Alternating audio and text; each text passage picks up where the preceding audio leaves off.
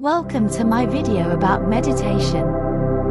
In this video, I'm going to be talking about the basics of meditation and how it can help you relax and focus. First, let's talk about what is meditation.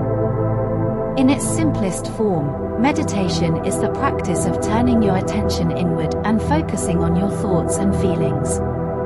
It can help you gain clarity and reduce stress.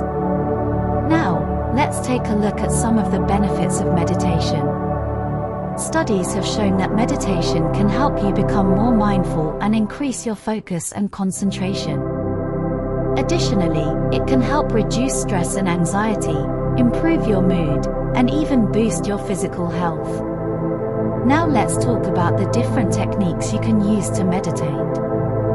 There are a few different types of meditation, such as mindful meditation, guided meditation, and visualization.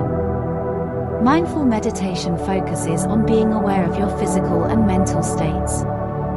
Guided meditation involves using a guide to help you focus on certain thoughts or ideas.